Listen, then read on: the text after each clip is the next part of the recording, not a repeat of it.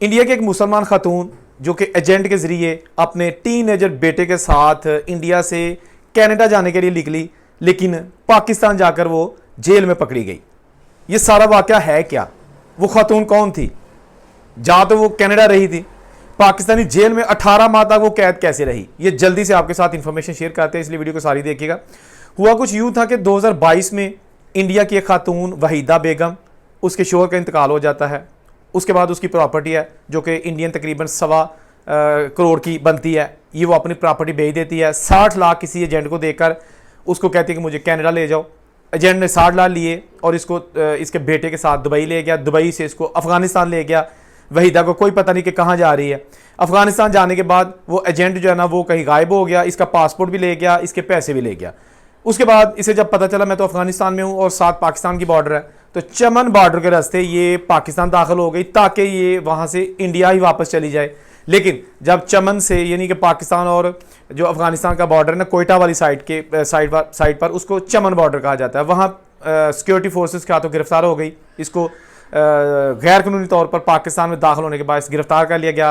जब इन्वेस्टिगेशन की गई, इसने भी बताया कि मैं एक जुल्म का शिकार खातून हूँ, मेरा ताल्लुक भारत से है और एजेंट ने मेरे साथ धोखा किया है। मैंने उसे कनाडा ले जाने के लिए कहा था, लेकिन वो मुझे अफगानिस्तान छोड़ गया।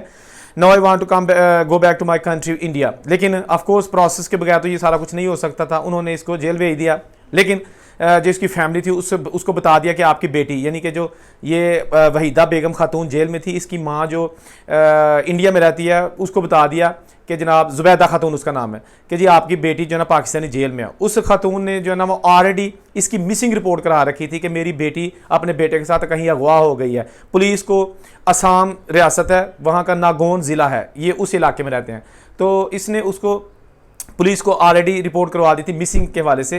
तो इसकी बेटी जो है ना वो पाकिस्तानी जेल में थी।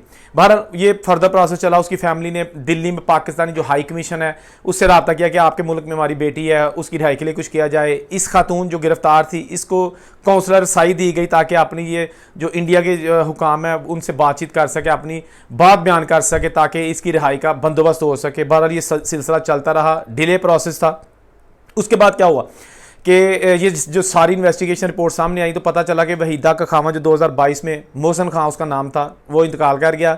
वहीदा ने खुद को गैर महफूज समझा और उसने सोचा कि अपनी प्रॉपर्टी बेचे। घर था, 2 मंजिला घर था, इसने वो बेच दिया। लेकिन बाद में ये भी चीज़ें सामने आई कि इसको अगवा किया गया था, यानी कि इसके पास पैसे आ गए थे और ये एक बेवा खातून थी, तो इसको कुछ लोगों ने अगवा कर लिया और इसको किसी तरीके से वो ट्रैप करके अफगानिस्तान छोड़ आए।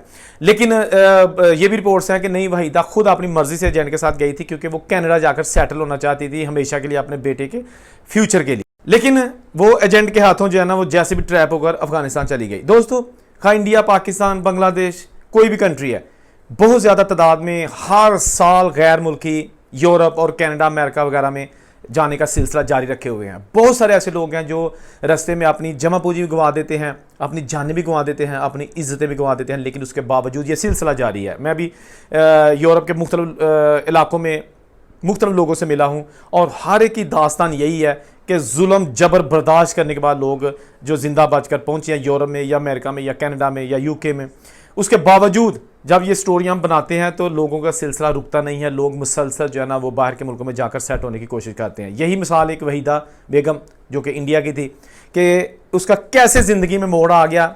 उसकी ज़िंदगी जो है ना वो अच्छी भली चाह रही थी खामद के साथ, एक उसका बेटा था, और उसके बाद जब उसके खामद की डेथ होती है तो कैसे ज़िंदगी उसके साथ दाएं बाएं निकल जाती है और वो सोचा कुछ और, हुआ कुछ और अब वो बहरहाल इंडिया वापस पहुंच चुकी है। इसके साथ साथ 2-3 और जो पाकिस्तानी जेलों में लोग थे जिनकी सज़ाएं पूरी हो चुकी हैं, उनको भी सूरजपाल, शबीर अहमद जो कि मुख्तलिफ इलाकों में दीगर केसों में मुलव्वस थे, इनको भी जो है ना वो भारतीय सिक्योरिटी फोर्सेस के हवाले वहाँ का बॉर्डर से कर दिया गया है। बहरहाल ये छोटी अपडेट थी, आपके साथ शेयर कर दिया और उनसे कोई इजाज़त दीजिए। अल्लाह हाफिज़।